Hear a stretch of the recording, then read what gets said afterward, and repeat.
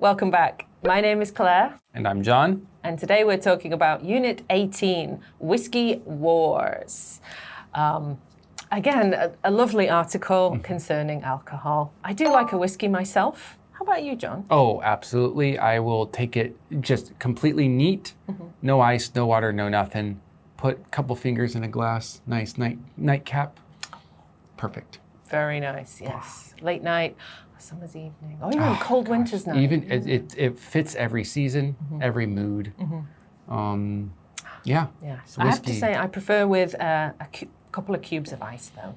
Yeah, a lot of people do. And in all honesty, there's nothing wrong with having ice or, the dropper for water if you're trying to bring out some certain tastes. But I think I go neat for, like I said, laziness. I get delivery because of laziness, and I'm like, I don't want to put ice in this. I'm just going to drink it right now. And it means you can refill quicker. You don't have to keep getting ice. Keep it simple. Keep it simple. I like that. So when I think about whiskey, I normally think about Scotland because I'm British. But in more recent years, I also think about certain states in America. I believe Kentucky is known for its whiskey. Texas, help me out here. Which of the states are known for whiskey? I mean, you're really looking at Kentucky as a big one. There's, of course, whiskeys made all over many different states, but they're going to be more local, not as national or international. Colorado, my home state, actually makes a couple really good whiskeys that I enjoy a lot. But yeah, Tennessee, Kentucky, things like that. You are going to find that special like sour mash whiskey, and that doesn't quite mix with my palate. But yeah, I think it's for some people they like it. Jack Daniel's would be a big one. But yeah, it's not my favorite. I tend to go for the more traditional style whiskeys. Well, if you're going to make it into a little cocktail, like Jack Daniel's with Coke, I think because Coke is sweet and Jack Daniel's already has that sweetness, perhaps they just match. Yeah, with cocktails, I can see how you could just sit back and enjoy a few. But with straight whiskey, I prefer the other ones. The bourbon whiskeys. Or Scotch. Obviously, I'm massively biased.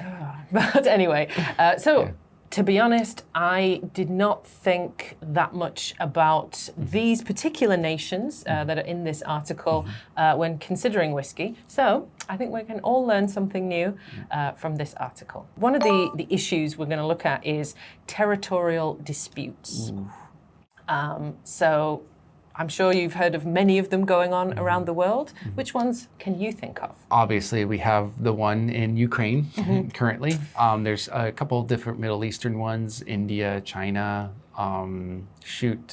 Korea, Japan. I think territorial disputes happen constantly and worldwide. Yes, a lot of contested places. And yes, you're right. I think the one making the news all the time these days is Russia and Ukraine.